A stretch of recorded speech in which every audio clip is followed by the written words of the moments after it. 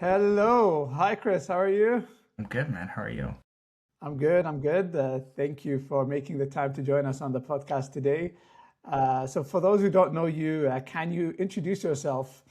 What do you do, and so on? Yeah, for sure. My name's Christopher Mastropietro. I'm currently based in Canada, which is where I'm from, in Toronto. What to say about myself? The probably the most relevant thing to say is that although it's relatively new, but I'm a philosophical counselor. Okay. I started a practice called Socratic Counseling with two friends and colleagues, Rick Rapetti and Ryan Barton, and this is something that's very new, but it's something I've jumped into with great joy. And so that's probably the thing that I'm doing that's most directly related to this. But I'm a writer. I used to work in government for many years in public policy. I do some consulting. I do a lot of things. I jump around a lot. But this sort of counseling work is probably the thing that is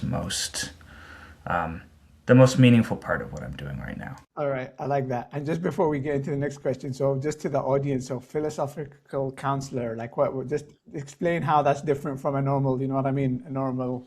Yeah, yeah. I mean, this is always the question, and I think it overlaps. It overlaps with a lot of different kinds of therapy, insofar as it is about. I would say the thing that makes it differ from therapy is it's not really about the redress of trauma. It's not really about sourcing things in time. It's not really about. It's not. I think the philosophical counselor Lou Marinoff famously said that it was sort of therapy for the sane, which is a very, it's kind of a very funny, but also a bit of a crude way of putting it, let's say. But it's really about the use of philosophical practice, techniques, texts, ideas to try and open up important questions in a person's life and examine and engage in inquiry with a person about the circumstances of life, about their attitude and relationship to life. Um, and it goes from the very broad and general to the very specific. And it's just about inquiry. It's about understanding. And so instead of pursuing a mission of healing, let's say, which is what a lot of therapy is about. I would say philosophical counseling, at least the kind that I practice, is in pursuit of understanding. It's about the cultivation of wisdom. It's about the opening up of perspective. Um, and that means it's different. It's different. It shares DNA in common with therapy because most therapeutic modalities are derived from philosophical traditions anyway. So it's a little bit like going back to the source. And insofar as it's really about the relationship, it's dialogical, it's really about seeking understanding together. It shares a lot in common with all of that. But it's explicitly about wisdom rather than about the resolution of the past, although that can incidentally happen, I suppose. All right. All right. That's a very interesting concept. I mean, yeah, I can kind of see where you're getting at. And just kind of to brush on that, is there like a baseline, like, because you said it's philosophical practices, does somebody need like a baseline understanding of, or can it be just for anyone? Definitely not. There's no All baseline right. need. I think the only baseline is about the attitude. It's about, when two people do this kind of work together, it's cooperative work. They're both working. It's not one person pulling the other. It's two people both lifting, both working, both. So I would say that it's more of an attitude. It's like coming with curiosity, coming with a willingness to explore, and that makes it difficult. That's why when we do philosophical counseling, we're really careful to say that it doesn't substitute for therapy. And so if something is so knotted up and subject to a lot of pain and so charged that it can't be touched yet or only touched in a very certain way, then it's not fit for philosophical counseling because philosophical counseling is about opening things up with questions. And sometimes people aren't quite ready for that. But no, there's no philosophical literacy required because doing philosophy and studying the history of philosophy are not the same thing. Mhm, You can do mhm. philosophy without any prior knowledge of philosophical ideas. Mhm. It's a different thing. So it's really about doing philosophy with people in real time. Yeah, yeah. So it's more like applied kind of philosophy in a way, in a sense. But no, Yeah. that makes sense. Yeah, yeah. So probably one of the most things that I'm going to talk about is the meaning crisis itself. Right. And this is really, as I said, something that I grapple with every day. I talk a lot with some of my close friends, you know what I mean, about meaning and purpose. And obviously, you've engaged with a lot of that in your work. But before I dive into that, what's your personal story? Like, how did you get interested in questions about, you know what I mean, about meaning and purpose? Like, what led you down this road? I don't know. I think it was probably temperamental. Some of us are just. I have a melancholic personality that's constantly wondering about these things. So I think it's probably predisposition as much as anything else. And like I think we often wonder about things without being able to name what we're wondering about, or Hmm. have sensations that we don't yet whose significance we don't yet understand. And so I think that was true of me since I was probably a teenager. And then once I discovered philosophy, it was pretty instantaneous, the affinity, because philosophy, it seemed to me, was all about pondering over and puzzling over and trying to um, trying to wrestle with the incomprehensibility of things, Yeah, you know, yeah. and or at least that was the element of philosophy that I most liked. Um, and then when I was an undergraduate, I met John Vervaeke, who had been spending the last couple decades of his career trying to understand this thing that he came to call the meaning crisis. And so I met him at a time when a lot of that work of his was coming together, having been developing for so many years. And so I think I met him at a kind of a critical point where he was ready to start gathering together a lot of the arguments that he had been developing in various domains. And so then that was just a really good pairing of, I brought something to that work for him, and we had a pretty natural affinity. But the meaning crisis, so named, is not something I had encountered until him, and Mhm. then it opened up from there. All right, no, fair enough. And that maps on really nicely to my question, to my next question. So, what is the meaning crisis? So, when you say, for example, Western culture is experiencing a meaning crisis, let's unpack that. Like, what do you mean by that? Yeah, I mean, there's a lot of different ways of describing it. I think probably you could think of it as, I think most people who write about it, and there's a lot of people now who write about it, this is like a whole cottage industry. Meaning crisis literature is like a cottage industry now. Clearly, I'm a contributor to that cottage industry. Um, but it's really about the loss of some kind of spiritual orientation to the human being. It's an existential sense of being unmoored, disconnected from some sense of origin, some sense of realness, some sense of what grounds us out and makes us what we are and makes the world what it is, some coherence to the world that allows us to connect with it, know what to do with ourselves, know what it is we should be serving, know what it is to be faithful to, something that gives a center to our values and allows them to be directed to something beyond us. And a sense of being dependent and connected to something that is fundamentally beyond us, and yet somehow available to our agency. So I think that's what we mean by the meaning crisis. It's a kind of spiritual, I hate that word, but it's tough, it's a disorientation of the spirit, let's put it that way, and a sense of having lost some kind of some cosmic orientation, some kind of cosmic um, identity. Hmm. Hmm. And I think so. Then there are different dimensions of it, right? So we in the book that I wrote with John, we talk about how that disorientation is experienced as a loss of the orderliness of the universe, the orderliness of reality, that it no longer has a discernible structure. It doesn't follow coherent laws that scale up into different orders of being from the very small to the infinite, right? So there's a loss of continuity between the finite and the infinite, the temporal and the eternal. A loss of a sense of story, right? There's no longer a sense Yeah. of being enclosed within a myth that has an unfolding and a direction, and a loss of a normativity, right? A loss of the center of values, knowing Mhm. what to do with oneself.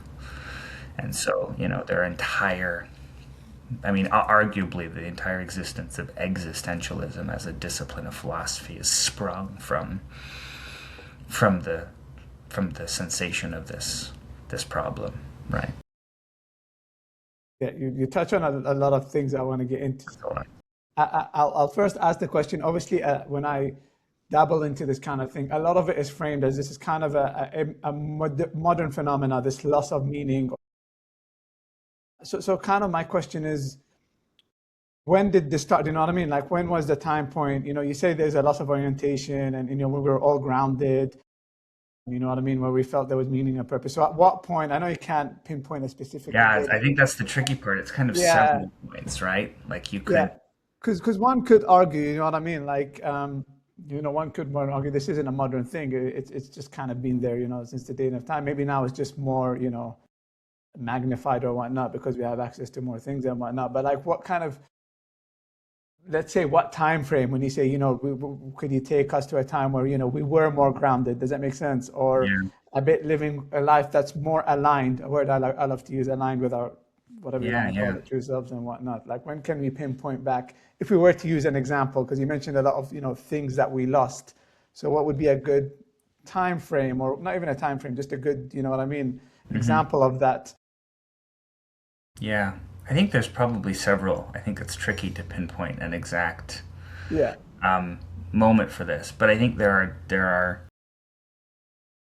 in the book, for instance, in the genealogy that we presented, there are different pivotal changes that took place in our thinking or in our reckoning of the way reality is structured or what the nature of a human being is. One of them is probably in the Middle Ages, right? Maybe the 12th century or so, which is around the time of the Great Schism of the Church, which is that there is a change in how we read. There's a change in the iconicity of the divine and how we understand the symbolic, the how we relate symbolically to the transcendent, right? There is a gradual literalization or concretization or nominalization of the idea of the transcendent instead of thinking of it and experiencing it symbolically. There's a change probably from that point on, although this is tough. I'm not a historian, right? This is a really, really tough thing to pinpoint. But it seems to be that there's this, at that point, with the rise of scholasticism in the Middle Ages, there's this fundamental change in how we are reckoning with universals, with the idea of reality beyond the particular and beyond the material. And so the Platonic worldview and the aspects of early Christianity that really affixed themselves to the Platonic worldview begins to kind of change over. And instead of those universals which we experience symbolically as mysteries, as fundamental mysteries, there is a gradual nominalization of those transcendent realities and a re-articulation of them as almost knowable categories of of experience that can be perhaps logically articulated and articulated by earthly and even gradually by scientific terms. And then, we've got the scientific revolution and the industrial revolution. And we've got obviously the Copernican and the Darwinian evolutions, right? All of these these turns of thought that relegate the human being to a less and less significant place in the cosmos empty Mm. the cosmos of its inherent charge and meaning and structure and sense of presence. And because of that, because of detaching the human being from a coherent cosmos, the human being becomes kind of ironically both bigger in a way and smaller in a way. Bigger in a way because he becomes more and more the center of his own world, no longer meaningfully connected or caused by something outside of him and beyond him, but also infinitely smaller because he no longer has any continuity with some greater identity, some greater providence. And so it's kind of a strange thing, right? It's like he becomes Mm. infinitely, infinitely smaller than what he is. And he also becomes incredibly inflated beyond what he is.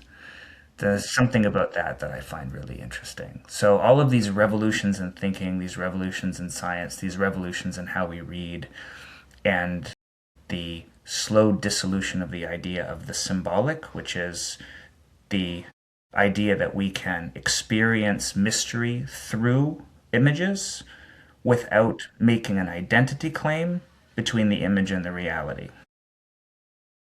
All of these things, I think, contribute. Sorry, that was a long Yeah. answer and still inadequate. No, no, I think I like the way you put it. And I like that you said there's a certain paradox in now that, as you said, you could feel bigger in that you're the center of your own universe, but at the same time you feel very insignificant, right? Because there isn't kind of this higher, whatever you want to call it, to kind of attribute to. So I'm interested because when you first gave the talked about meaning crisis, you linked it to spirituality. I am a spiritual person as well. I'm a practicing Muslim and so on.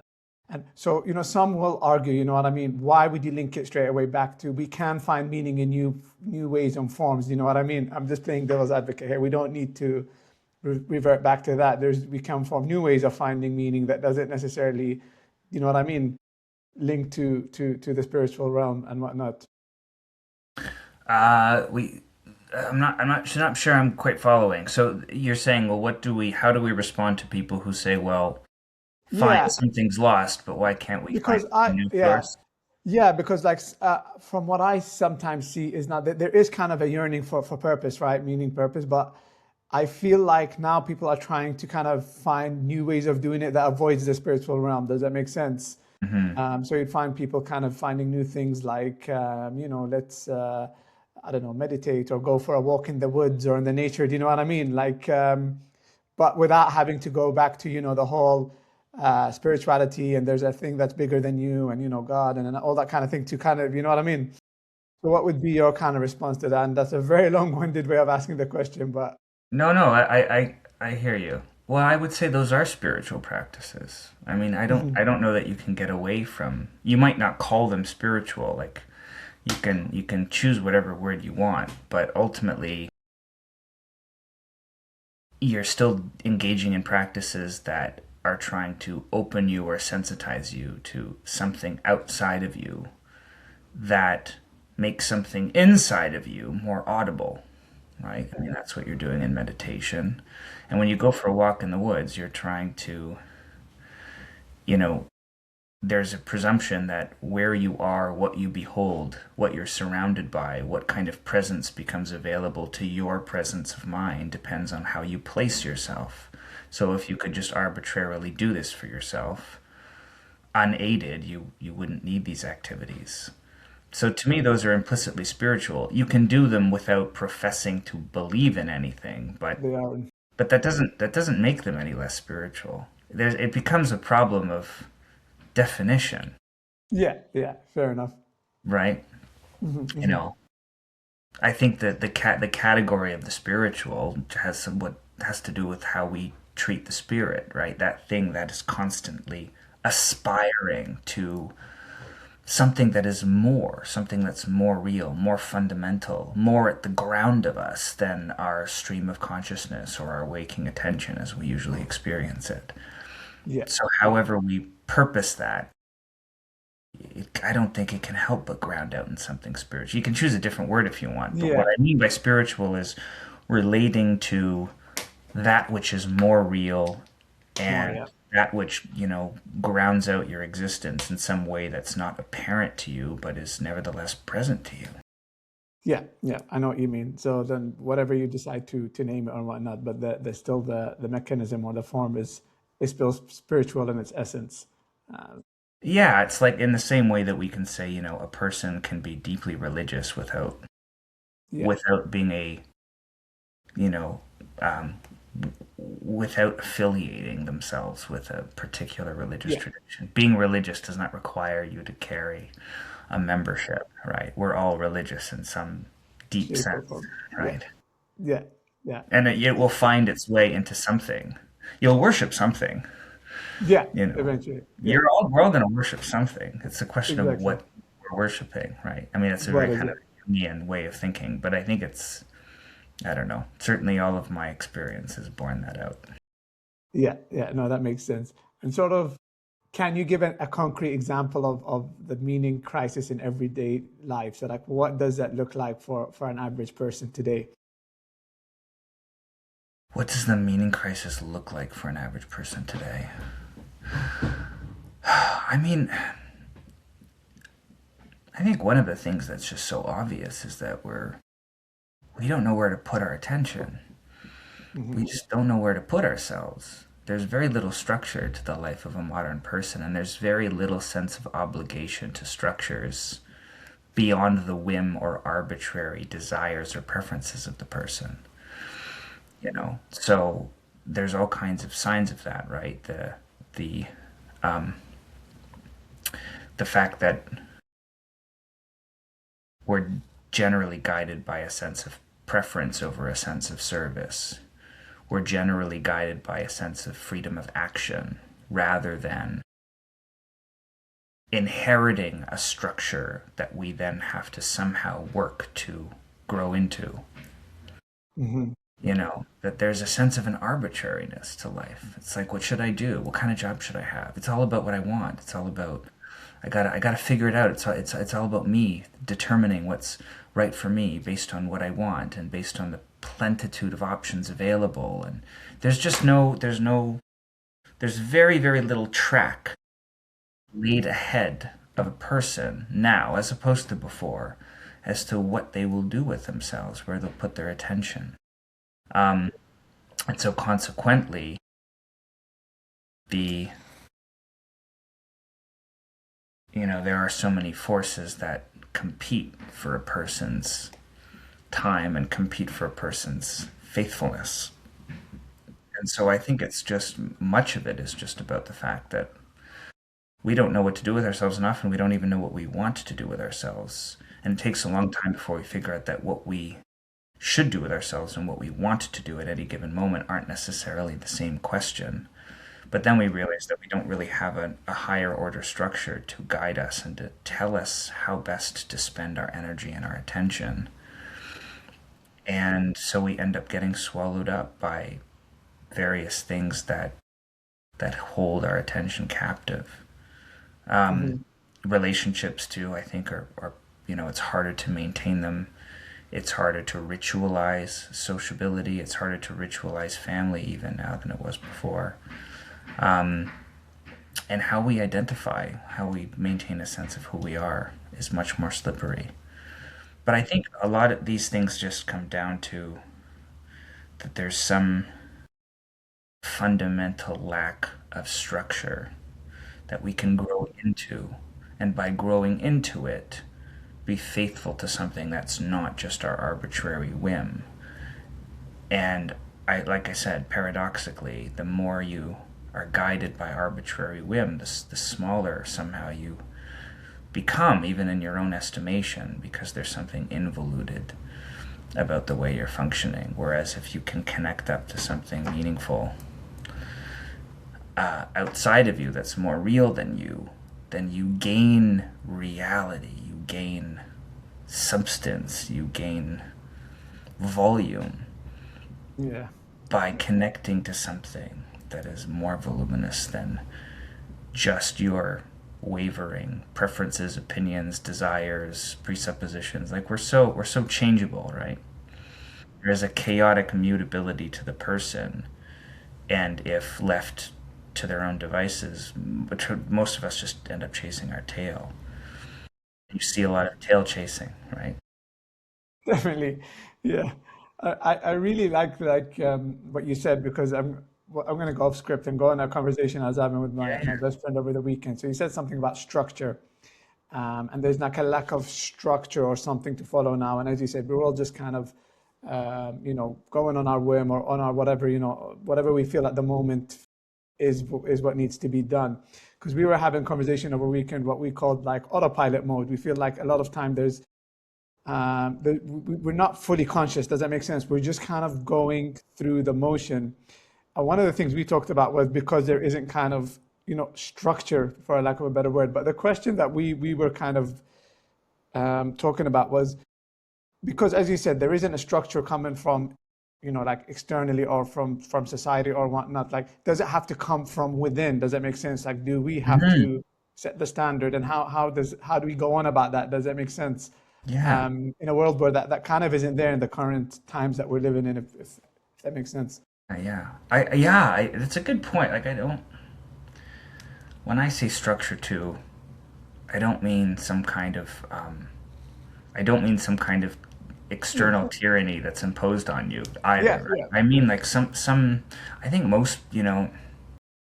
most people have an innate intuition about this. I think something about this is a priori insofar as this desire for a certain coherence and a certain integrity and a certain sense of unity. We yearn for that. And that yearning, I think, makes itself known when you spend enough time with a person and when you inquire into a person and you open yourself to them and you open your curiosity to them. What often surfaces is this deep desire to be one, to have the various parts of ourselves drawn together in reference to what's most meaningful, what seems to be the deepest, most powerful obligation that exerts a that issues a call upon us, you know.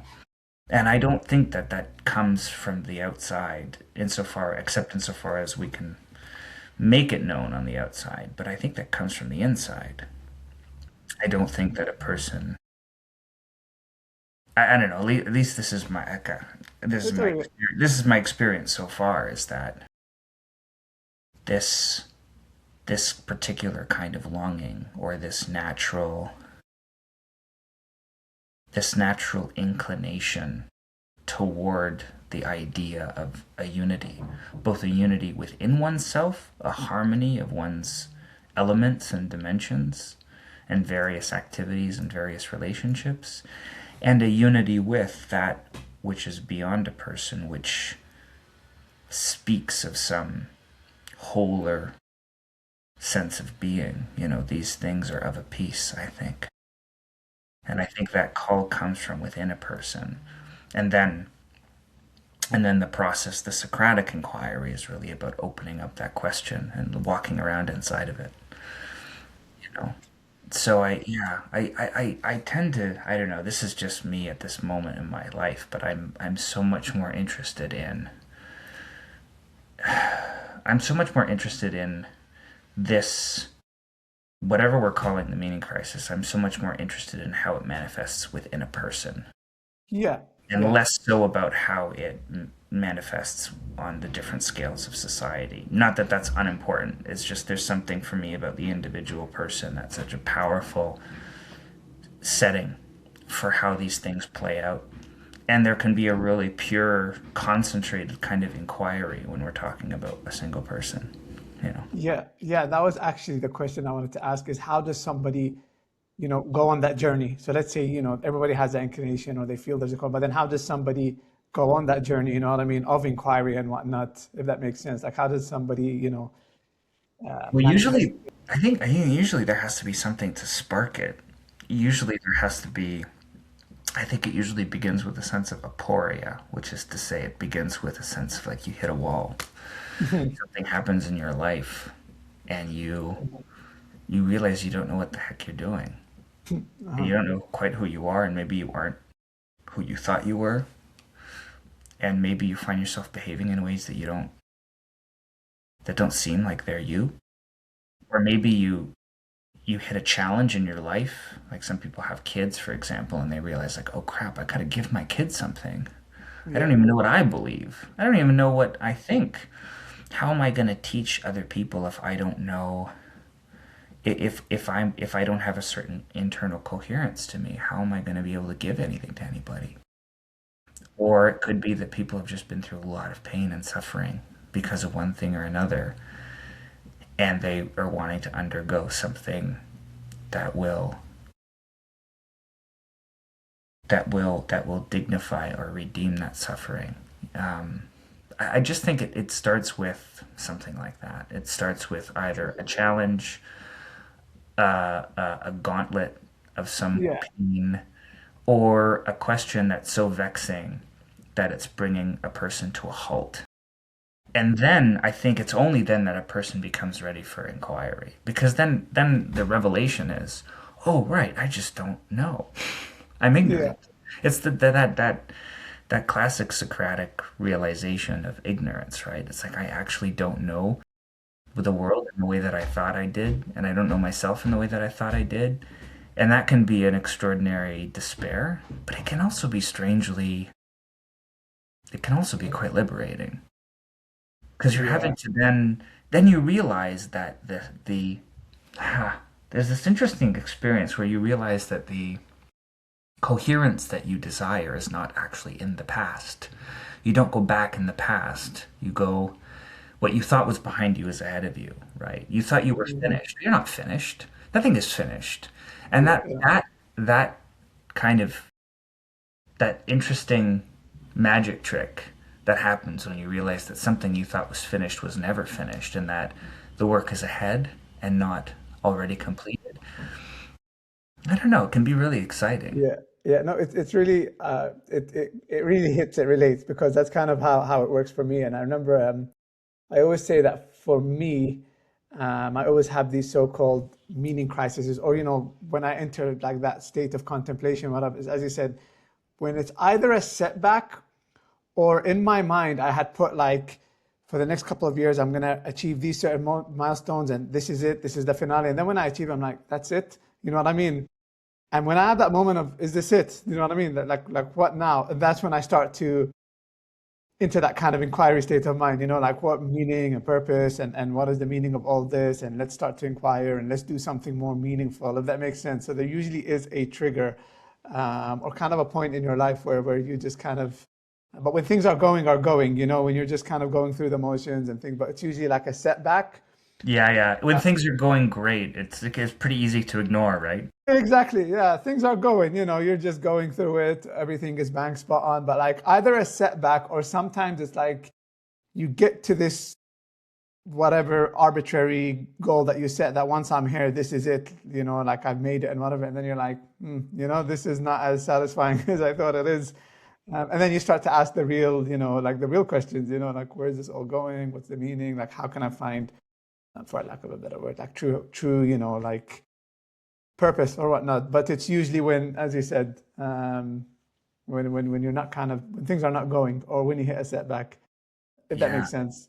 it does. I mean, it's kind of encoded a little bit into the myth, right? The myth of personal transformation, for lack of a better phrase, is Hmm. almost always, it comes on the heels of some major blow, some major experience of humiliation or disillusion, right? You kind of have to be undone. The world has to be broken.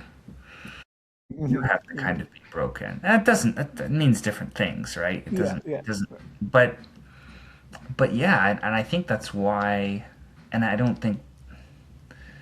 think that's just because the person has to be open enough and receptive enough. It's hard to be receptive when life's going your way.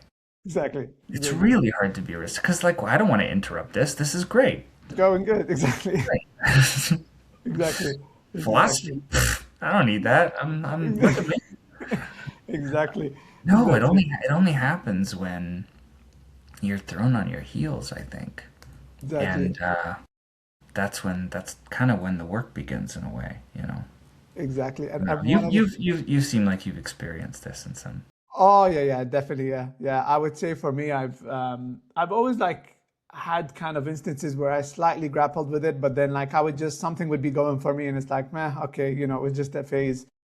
But I think really for me was like I always wanted to become an academic, and when I became like a tenured academic at age 30, it just kind of felt like that's it. Like I've worked hard for this, and now what? Okay, this is my day to day. And then I started to say like, I want to pursue this path. There's more meaningful. And then I started to kind of go on this journey and inquiry, and you know what I mean, and have these conversations. And I just felt like, life got, like. I'm curious if on that, in that process, was there something that was there something that really surprised you, or was there something that you started with that you had to let go of, or was there something A that you never lot. occurred to you that you acquired? A lot, yeah. I think in the beginning, like to be honest, it wasn't like I straight away had this flash, like, oh, what's going on, and then I straight away found it. In the beginning, it was just kind of like this emptiness. I couldn't explain it, and then I kept just trying to kind of nudge it away or just do like any kind of, you know what I mean, just find any kind of thing to keep myself busy. That's the best way where I say it. Like sometimes you just kind of patch it up with keep myself busy. If I do this, do that. If I just go to work all day, come back. But then at some point, I just had to be very, very honest. You know what I mean? I'm like, what is the meaning of all this? Like who do I want to be? Where is my life going? Do you know what I mean? And am I doing this because I really want to do this, or is it because I'm whatever society's expectations or whatever my parents told me I should do? Do you know what I mean? And then also obviously there was my best friend I told you who always is a big fan of conscious and meaning and whatnot. And then he started to ask the questions, that nobody asked me. Does that make sense?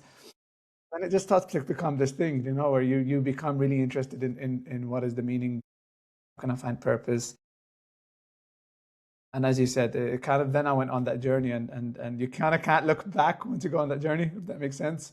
Yeah, I think Um, that's true. I think that's true. I think you find that who you become is so you can get in your presence of mind can change so much that it becomes hard to identify with who exactly, you were even a few years before.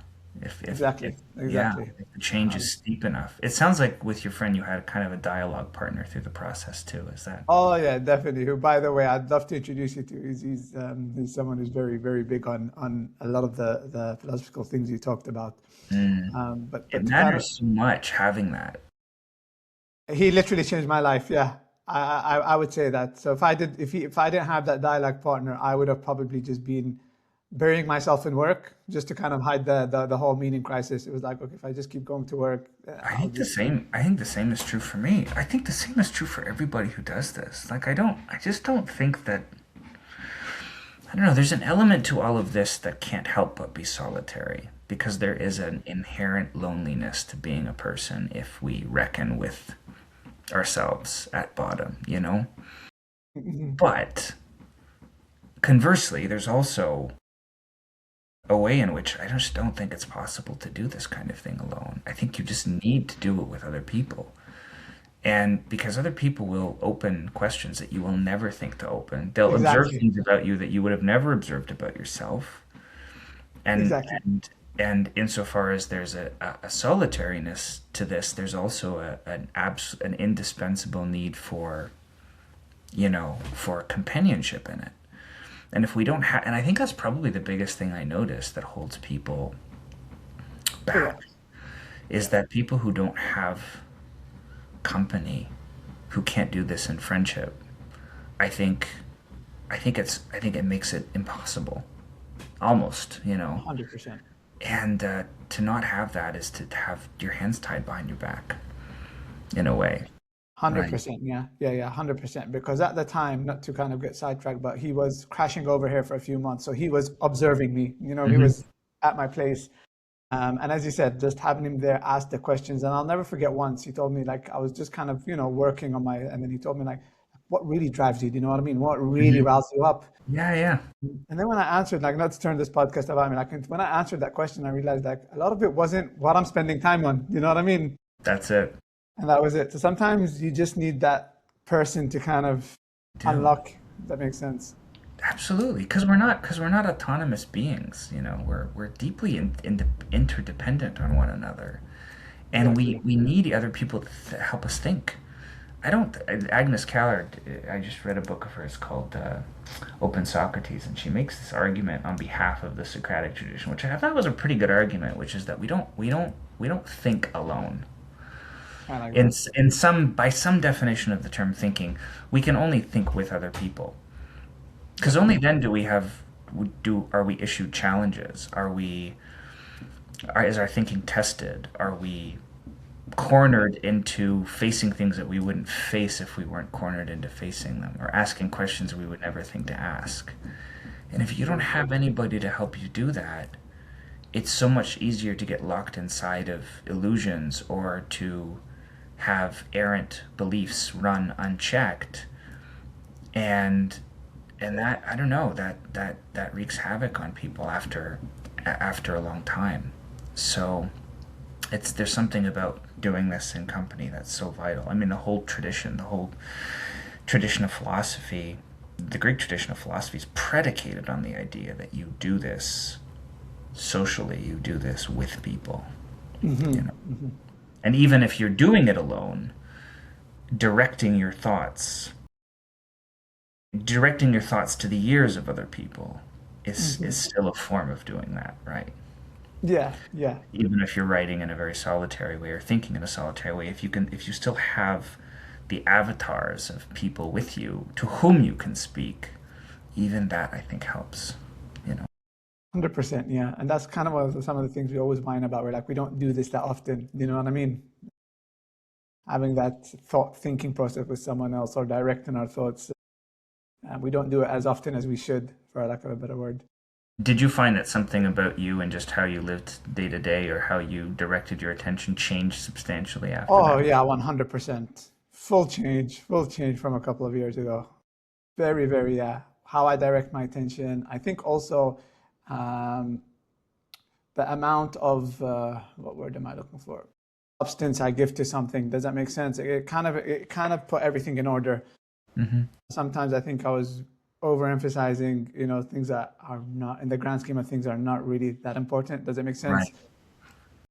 So I really, The way you're weighing things, the scales. definitely, a prime example is this podcast. Before me would have been like, you know what, this doesn't contribute to my career, so I'm gonna have a chat with some. But now I'm like, oh, this is the gold. You know what I mean? I'm gonna have a chat with someone else. I'm gonna ask him questions. I'm gonna learn. He's gonna like it kind of balances your priority, and then I think also makes you more multidimensional.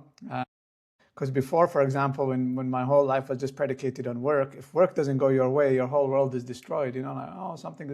But now, you're searching for me. It's like a constant query. You're on a lifelong journey. Does that make sense? You're always searching for how you can be better and how you can be more aligned, and how you can be more conscious in the day to day. That's something that I'm really like fixated on these days. You know what I mean? How can I be more conscious and not just go through the motions, for lack of a better word? Yeah, yeah. Well, Yeah. you said before, I think the way you put it is like, who do I want to be? And I think after a while, you just start to realize that who you are is what you take with you. Yeah. Where you are, what you're doing, all of these, all of these things can change. Mhm, But, mhm. but, how do I, like, what kind of relationship do I want to have with the world and with my life and with myself? What do I want to stand on? Exactly. And Exactly. becomes the question. I think the more time that goes by, the more that question becomes really. Yeah. If you don't court the question, it'll find you anyway, and it'll Exactly. Yeah. drag you Yeah. to the ground and Exactly. beat you with a stick until you're, bruised and lying there, and you're like, okay, I get it. Exactly. I think you said it really well. If you don't, it will find you. I It'll think you find can't you. live a lifetime just judging And you it. can't and you can't outrun it. I think that's the biggest thing I've just discovered, right? Most of us try, and some of us more than others. I Yeah. def I definitely did more than my share of it, of like just running away from important questions and going, yeah, it's, you know, like Augustine said, right, famously, right, God grant me continence, but not yet. We all tend to try and outrun truly unsettling questions. and we defer them and we save them for another day. And that can be the question of who you are and how you want to live. And eventually the question just finds you, and you can't avoid it forever, and you can't ultimately, it's not for free, you know. And Exactly. there is a submission, there is an obedience to that question that eventually I think has to happen. Hmm. Now, for some people, it Yeah, happens and you maybe. said it's the most important question, but that's my kind of thing that maybe you'd know. But why do we run away from it? You know what I mean? Like it is the most important question. So you would think, ironically, we would want to, you Yeah, know, why we run away from that is probably like it's one of the most significant questions mhm, psychologically, philosophically, even theologically. It's like one of the most significant questions, I think, to me, that is hard to answer. It's why we run away from that. Why do we run away from reality? Why do we run away from the questions that will ultimately create us again? Create us in the bring us together, right? Bring us to bring us into unity. Why do we avoid being what we are? Why do we avoid the responsibility of facing the music? And I mhm. don't. Yeah, I mean, that's a big question. All It's right. a really hard question to answer, I think, ultimately, because it is so meaningful. But but it means denying a lot of things. It means sacrificing a lot of things. It means denying yourself a lot of things in Okay. for the sake of yourself, right? Mhm, You mhm. lose a world and gain your soul, so to speak. And I Yeah. think I always remind the people I work with, like philosophy is, and I have to I remind them so that I remind myself. Yourself. That's how it works. That philosophy is caring for your soul. Mhm. And your soul, what does that mean? It's like it's the part of you that connects to the eternal. It's the part of you that grounds out in the absolute. That is that which reaches highest and farthest and beyond your own comprehension. That is seated somewhere you know not of. That's what we mean by soul. And it's audible in every moment if you choose to listen. Philosophy and the inquiry that comes with it and the commitments that come out of that inquiry Mhm. are what we mean by caring for your soul. And I think it takes a long time, and even then it's not easy, but it takes a long time to even begin to reposition that to be the priority that it desperately wants to be. But once it becomes that priority, or once it starts becoming that priority, it's hard to then. It's one of those things that can take a really long time to put it first. Yeah. Once you do, it's like, oh, right. I mean, of course it's first. Of course that's what I need to be doing. And then it becomes hard not to do it. I think that's what it means to be sort of tempted by the good, right? Mhm. Sort of temptation toward the good is this idea that once you begin to realize that, what am I trying to say? Once you begin to realize that, once you begin to realize what you actually stand on, what life actually stands on, what will give you peace, what will give you integrity, once you realize what that is, really realize it, and I don't know if it's possible to realize it without first trespassing on it, ignoring it, flouting it, doing Mhm. injustice to it. I think a lot of that has to happen first. Part of the process. Yeah. But once you've done enough injustice to your own soul, then then you start to go, oh right, I didn't take this seriously. Yeah. But Yeah. this is a serious matter. And Yeah. if I pay attention to it properly, a certain peace and a certain strength and a certain power in the sense of vitality of spirit might be available to me. Yeah, yeah. I think that's very, very well said. It's a process, as you said, and then Totally. after a while, you realize that, yeah, Totally. And the commitment to the process is almost more important than the commitment to the outcome because who the hell knows the outcome? That's very true. Consequences are unknowable until they happen, right? You process. The process has to somehow be intrinsically meaningful and compelling. Yeah, yeah. I really like what you said, commitment to the process, which is not easy as well. None of this is easy. None of this is easy, but that's why we need people with us to do it, to encourage us, Hmm. to have compassion for us when we do it, but to also challenge us and spur us and hold us to certain things, not let us get away with any more than we have to in order to keep coming back to it. It's a delicate thing, you know. We're all a mess, you know, but Yeah. we all have this like really powerful capacity when we face this music. And so both are true.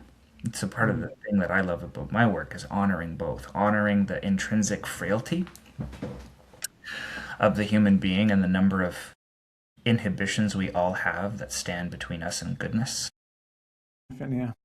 and also the capacity for it that is unavoidable and undeniable. How do you do justice to both the frailty and the difficulty, but also the necessity?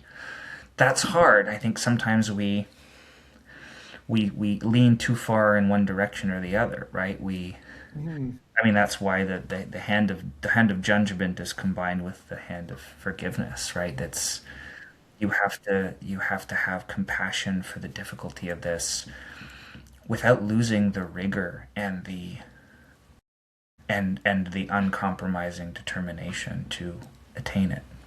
It's very, very well said. As you said, it's trying to get that balance, as you said, Yeah, it's hard, man. which is the most difficult thing.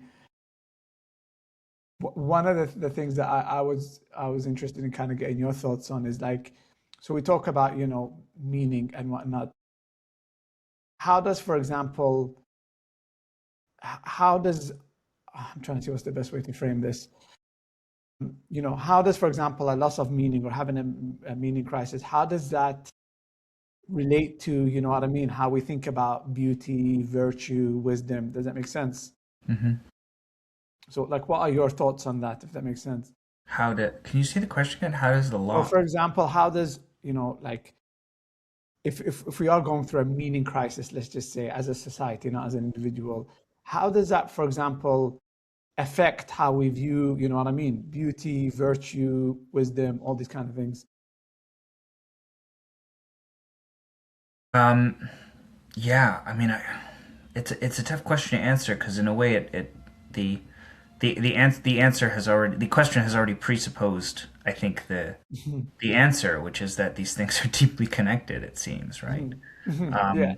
That something about virtue, the cultivation of virtue, seems to, I mean, certainly in the ancient Greek tradition, the whole idea of the attainment of meaning was not separable from the cultivation of virtue or the cultivation of wisdom or indeed the cultivation of beauty. Like these things were all integrated. You know that the transcendentals, right, are famously the true, the good, and the beautiful, and you can see that as a triune expression of one reality in some ways, right? Seen under different aspects, but that at least according to that tradition, there's an inseparable relationship between what gives the soul its valence, its direction, its its its ascendancy, its ability to fly, and the cultivation of virtue to marshal the different aspects of the soul together. And the orientation to beauty is that aspiration that calls it forward and gives it a vision of what it is that it is pursuing. So you can think of the beauty as that radiance of the good that falls upon the mortal eyes and ears and senses that awakens it to some potential that it finds within itself and without itself. And then the cultivation of virtue is the it's the corralling together of oneself, the establishing of some kind of unity, right? The purity of heart to will one thing is how Kierkegaard put it, which I always really liked, right? We're so double-minded, we're so fractured, we live in pieces and parts. And when you wake up to the reality of living in pieces and parts, you realize there's this longing to be gathered together. But it's hard to be gathered together unless you are awakened and called forward by some vision of life that you cannot help but to obey. Yeah. And I mean, maybe the greatest representation of this poetically is probably Dante, right? You know, and Beatrice, and this idea of the condescension of the transcendent in some form that awakens the soul to its restlessness and to its distension, and calls it to gather itself by undertaking the necessary reckoning required to begin to marshal together. And is that meaning? Well, it's a project of it's a project of discovering and reckoning with oneself, with what you are, with who you are. So I don't know. It's hard to define meaning, right? But I have to speak into your intuition a little bit. Yeah. That Yeah. No. sound does that sound meaningful to you? Is there Yeah. anything Yeah. about No. that that you go, I don't know, that doesn't No. land, that No. doesn't strike me as Yeah. meaningful. Yeah. Yeah. No. No. I understand what you mean in terms of it's kind of like an internal thing. I know what you mean. There's not the. I think where I was getting at was sort of um, does that affect how you know what I mean? Like your vision of beauty, of wisdom, of whatnot. So I'll give you a personal example for Please. like when I walk around sometimes, if this is going to be very like upfront, like, I see a lot of buildings. I'm like, they're very ugly. Does that make sense? Yeah. I feel like society as a whole, without being overcritical, is very ugly. Does that make sense? And I think some of that, I don't know. I would like to think is linked to, do you know what I mean? Maybe it's, I'm trying to find the best way of putting it. Oh, You know what I'm trying to say? Like I'm trying to articulate. okay. You're talking at a different scale than I am. Are you proposing that, or asking whether It's our kind of, aesthetic yeah, that's the word. creations, our modern aesthetic creations, are reflections of the state of our spirit?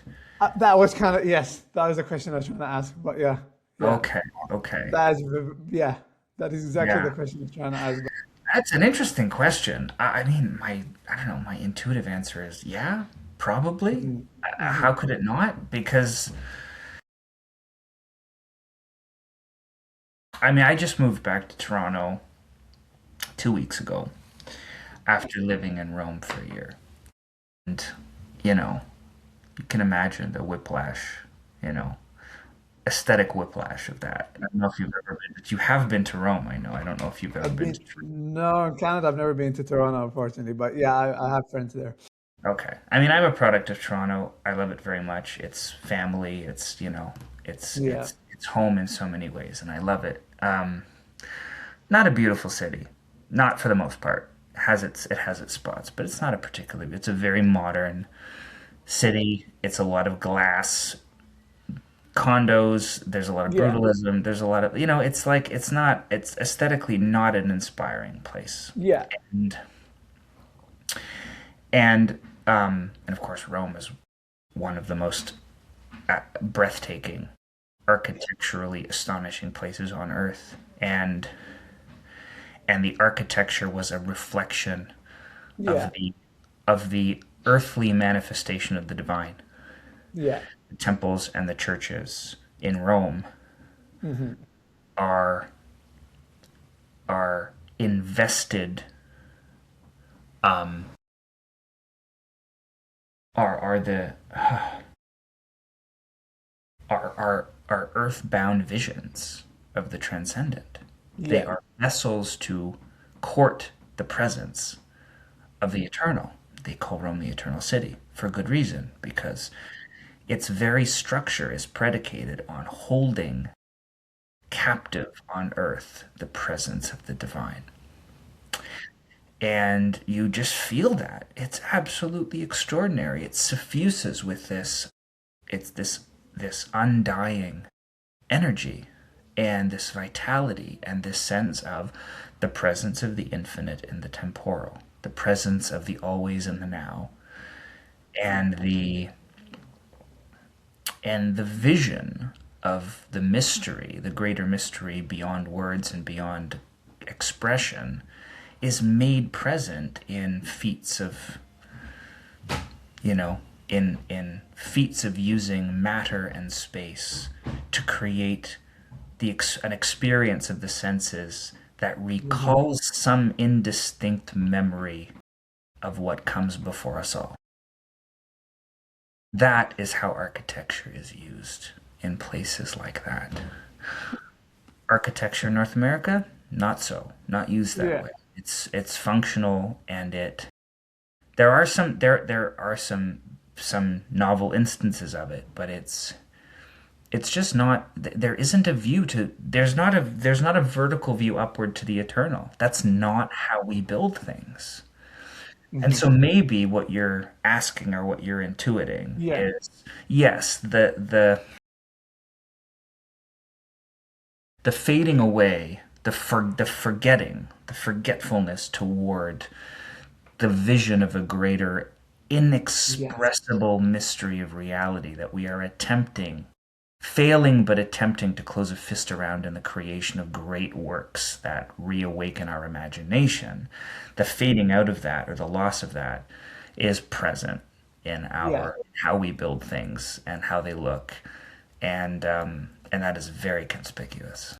Yeah. Yeah. Anyway, am I doing justice to your intuition? No, you did it. I think you asked the question way better than I did. I think that was what I was getting at, as you said. It's kind of like I feel like when you go to these areas, there's kind of like like a certain aura, for lack of a better word.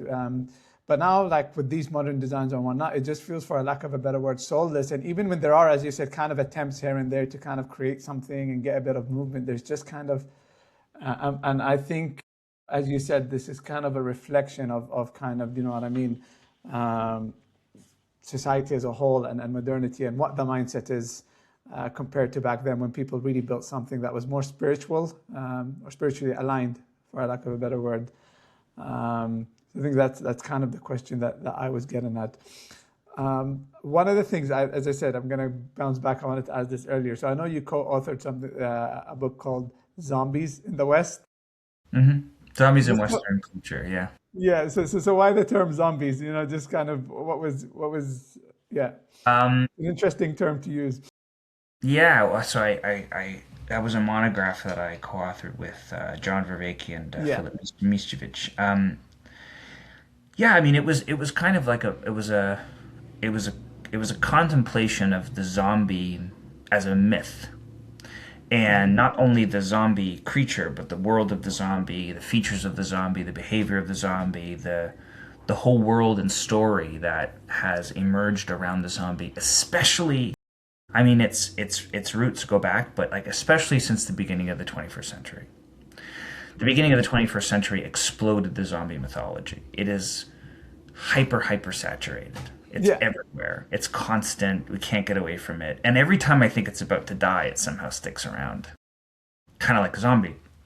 And the proposal that we made was that the zombie creature and the zombie myth is a particularly astute symbolic expression of the meaning crisis, because it is a perversion of the manifest image of humanity.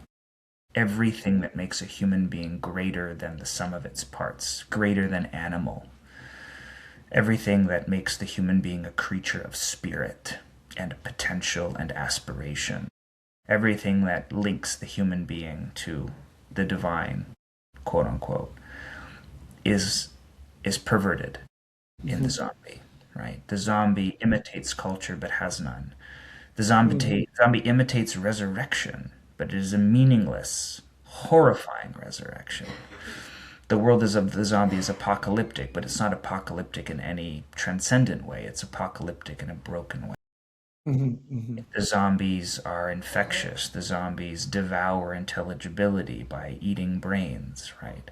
The Hmm. zombie takes every feature of humanity that we associate with exceptionalism, that we associate with something special, something numinous, something preternatural, and perverts it. It does it with culture. It does it with rebirth. It does it with appetite. So we broke this down more in the monograph, but that's the idea: is that if we want to understand, it's like a mirror image of us. It's a reflection of how we are coming to see ourselves. A deep, deep fear and unsettling um, image of what we are becoming in our own eyes.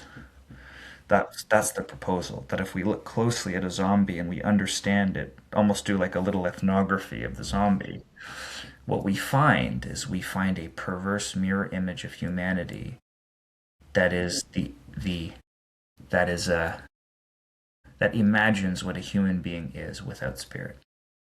Hmm. Hmm. It makes sense. I know what you mean. I think, yeah. There are a lot of theories about the zombie, by the way. There are so many theories. I mean, there's been a lot of academic ink spilled about the zombie. Yeah. A Yeah. lot of economics, some of it's cultural, some of it's sexual. Like, there's a lot of stuff on the zombie. A Hmm. lot of people have theories. So, we're definitely not the only people to make a proposal about what the zombie means. But I think we felt fairly confident that also because all of these other readings, the economic one, the cultural one, they're all kind of, to me, they're all a little bit downstream of the fundamental experience of humanity itself in the religious sense. And so I think that I'm not shy about saying, like, I think there's something, I think we're onto something about what the zombie means without reducing it to any one cultural or economic category, which seems to me a little bit too narrow. Yeah. Yeah. No, it makes sense, as you said. And I think one of the things I wanted to get at is we talk about, for example, you talk about the zombie, or let's just call it zombie culture, for lack of a better word. Okay, so the problem is diagnosed. I know this is not an easy answer, and we kind of touched on some of it, but how can it be fixed? Does it make sense? How can this be Yeah, fixed? I mean, on a mass scale, like Yeah. I wouldn't know. I wouldn't know how to begin to answer the question. Yeah. But I don't know. I have maybe a temperamental bias too because I don't I to me the greatest unit of reality, the most meaningful contact I have is at the level of individuals, you know. Individual level, yeah. Um, I heard someone once say that, life, properly speaking, is scaled in the body, meaning that to me, the most real, the most meaningful experience I have that feels redemptive, that feels good, that feels like I'm making some kind of intrinsic contact with something underneath the sum of all of these cultural pathologies, Hmm. is when I'm with another person and we are doing the work together. And that you could say, if you're looking for a scope of consequence, you could say, well, that doesn't scale very well because there's billions of people in the world. It's like, yeah, well, maybe it doesn't, but It's individual, yeah. I find it really hard to become credulous and enthusiastic about sweeping cultural missions or movements Hmm. if that's what they intend to be. I think things happen of their own accord. Things happen spontaneously. Yeah. Yeah. But I just tend to be really suspicious. Anytime someone's on a mission to save the world, I just immediately go like, nah. I like Yeah. I immediately want to back away. And I know some incredibly admirable and very powerfully intelligent people who do think that way. But I feel a constant tension with that kind of thinking because I just think it lacks humility.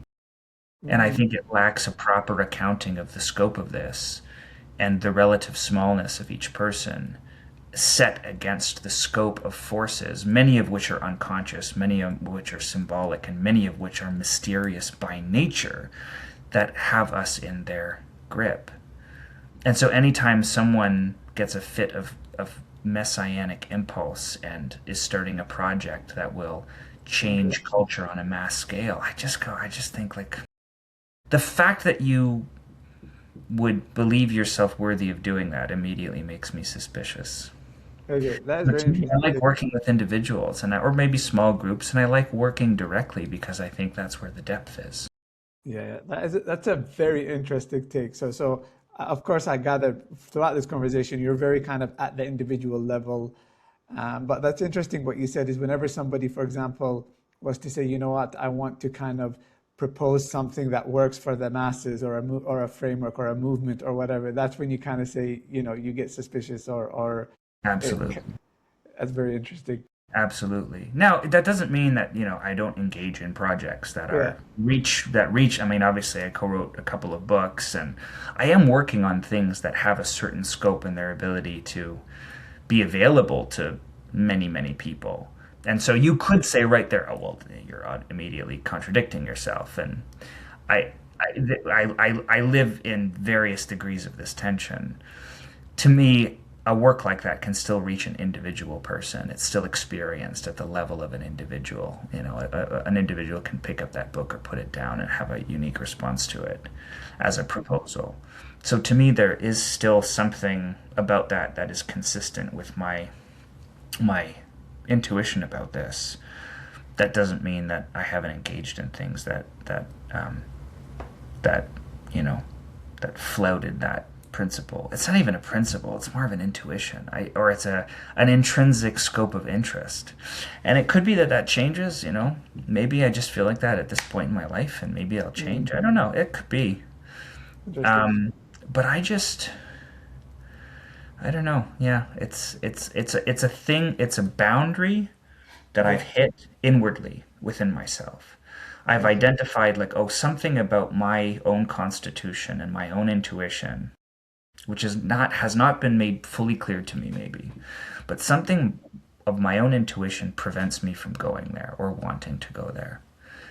And until I understand exactly why that is, I'm going to try and be responsible to that boundary. And Hmm. it is what it is. I don't know. A lot of people would there's so many people, even people that I know over and respect, that would disagree with me. But there's just something about the reality of working with individuals that seems to me in keeping with the proper scope of a human life. And within the proper scope and size of an individual human life, you can do a world of good. A world of good.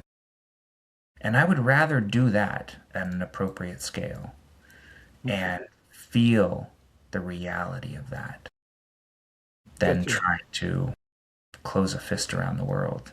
Because anytime you propose a mass solution to something, first of all, you're just not accounting for the complexity of its effects I and was consequences, gonna say that. Yeah, yeah, frankly, right? yeah. The And complexity of the individual. Yeah, and I just don't, and I think then your own motives it just all becomes a little dubious at that point. yeah, yeah, It's hard to then, your sense of self-importance can't help but to play a role too. yeah. I was thinking when you were kind of giving your justification. Yeah, like as you said, the individual is so unique with their everything. Genetics, environment, their experiences, what goes through their head, and as soon as you try to kind of by default, it kind of gets diluted, or I know what you mean. It becomes a bit, yeah, harder to kind of reach. Yeah, I got the point. Yeah, more diluted it becomes because everyone is very kind of unique in their own way, for lack of a better word. Yeah. I don't know, but how does that strike you? Because like I said, a lot of people would disagree with that Yeah, intuition. Wondering how you feel when you hear that. it's interesting. I mean, because from some of the people I talk to, as I said, is there is kind of um, this kind of like no, there is kind of like this not mission statement, but like there is kind of like how do I say this? Maybe to kind of it's kind of like something that you want to make the world a better place. And obviously, as you said, on the individual level, it's very meaningful. But then how do you do something? Do you know what I mean? Because you can't reach out to everyone individually. You know, you can only do so much in a lifetime. So how do you try to, as much as possible, put down, lay out a way of life that, you know what I mean, is inclined and filled with meaning and purpose? Does that make sense? Hmm. Um, because you can only do so much. You know, you only have access to so many people. So that's kind of where I was.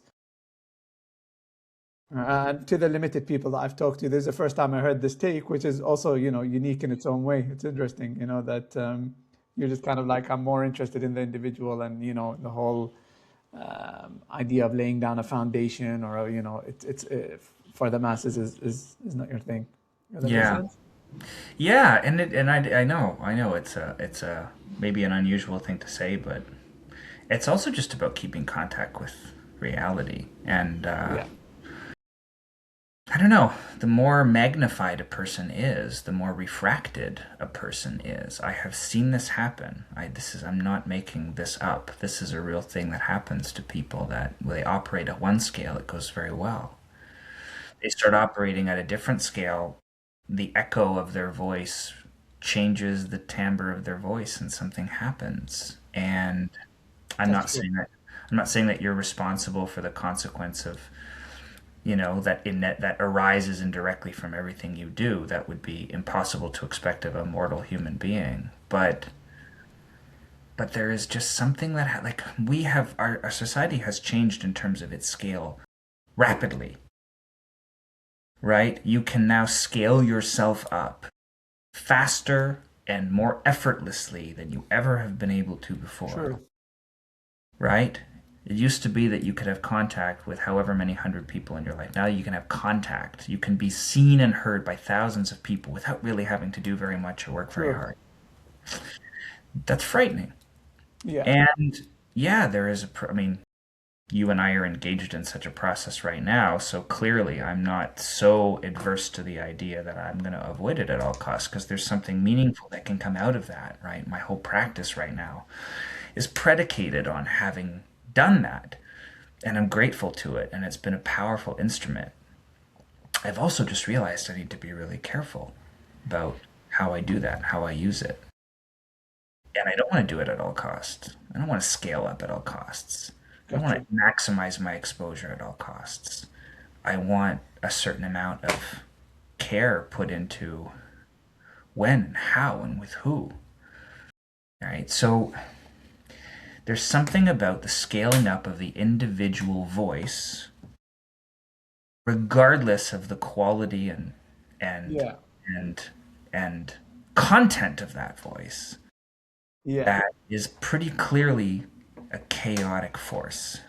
I was gonna say, based on what you're saying, is there a worry that going through that path you can lose yourself in the process with all the noise and the Oh, chaos for and sure.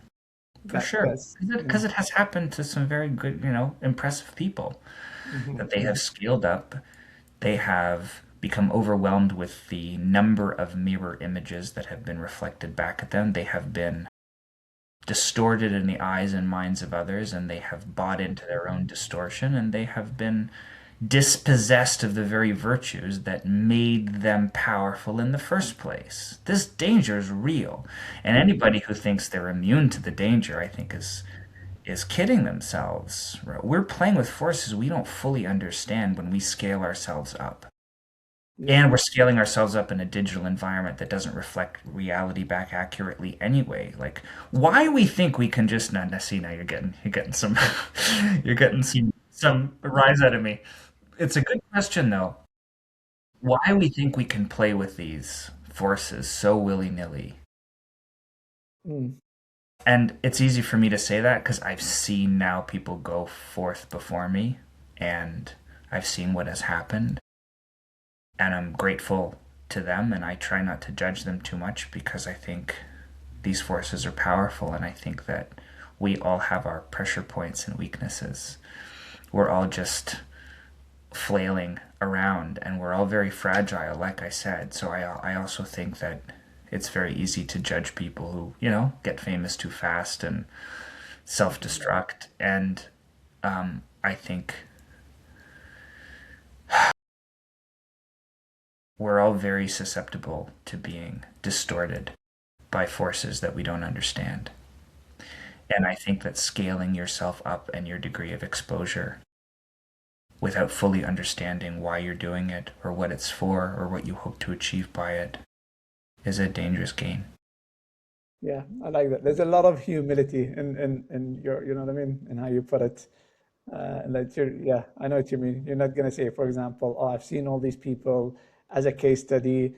I'm gonna do it differently, or I'm gonna go. And you're like, no, I am aware of the dangers of this, and that we're all human at the end of the day, and we'll probably, if we don't tread lightly, we'll probably end up in the same kind of path. If that Yeah. makes sense. Or maybe a different one that we didn't foresee, but one that has its own vices. Yeah. I don't know, good things can happen, but it's also I don't know. There's something about this, and I have profited from this explosion of this online YouTube driven fascination with philosophy and psychology and questions and problems that relate to those disciplines that happened, Hmm. um, probably since Jordan Peterson, more or less. Yeah. I mean, before that too, but I think he kind of scaled it up. Yeah, yeah, to the I've, like I've, prof- I've profited from that in some very significant ways, and I'm not oblivious to that and grateful for it. And also, it has given a certain potential that has been really um, has I think has been very helpful to me, but also I think comes with the responsibility of being cautious with it, you know. And I don't know. That's just me. Like, no, it's, that's it's an good. idiosyncratic thing, but we all have to figure out what makes our soul feel good and what doesn't. Yeah, no, no, no. It's interesting and it makes sense. And just to kind of put it into, you've been working in in this kind of, you've been doing this work for I think over a decade now. For a little while in some form or another. So what keeps you going? Like, I just love the process of it, frankly. I love the work itself. I kept a foot in this world for years while I had a very different kind of profession. Like I said, I worked in government for a long time, in various roles, and I was in public policy for a while, and I had a very different kind of occupational life. And then several years ago, I made a big change and I left that part of my life behind, and I focused more exclusively on this kind of work, which has been meaningful, but also kind of, at times kind of chaotic. I think the biggest thing is just that it keeps surprising me, yeah, and there's interesting. something meaningful about doing it. And I sometimes feel like I'm groping through the dark in it, but there's something. I have changed pretty dramatically through doing it, and I have witnessed. I've I've witnessed things that are truly good for people, and I believe in its capacity to open people up and make things available to people that are very very hard to make available, and so I believe in the work. Just because my experience with it has shown that there's really something that's going on, and it's a process, right? I feel like when I do this work, I'm helping to I'm playing host to that process, but I'm not I'm not its only author. It's Hmm. always authored by the dynamic. by a relationship, by the dialogue. It's not one person teaching another. It's people leaning into a process of knowing each other, knowing themselves, and through that knowing, sensitizing to something else that can become known as well. Mhm, mhm. And I don't know. It's just intrinsically valuable, I think. Yeah, yeah, I like that, Yeah. and yeah, as you kind of mentioned, it's kind of like a process, and it goes both ways. You know, you're doing something meaningful, and you're also growing and changing and finding more about it. So there's And if that's not happening, then it's not happening at all. Like, this is an insight about. I mean, this isn't just with philosophical work, but this is true, I think. And like Jung said this about the analyst, and I think a lot of people have said it about therapeutic modalities too, which is that if the counselor or analyst or therapist or whatnot isn't undergoing some kind of meaningful process too, then it's not really happening. It's reciprocal, it's mutual, it's reflexive, right? So it's not like I don't think there's a membrane that separates what is good for the person giving and what's good for the person receiving. It's we're all kind of in this together, doing this together. yeah, I like that. I like that. All right, and just to, as you're aware, this podcast is kind of like practical wisdom for the modern world. So what kind of take-home message would you give to someone who's going through their own meaning crisis? You know what I mean? If somebody skipped through this podcast and was like, these guys are babbling for an hour and a half, they get to the end part, what would be a nice kind of something that they can do to, a small step, even if it is just that they can use in their day to day to kind of address their own meaning crisis?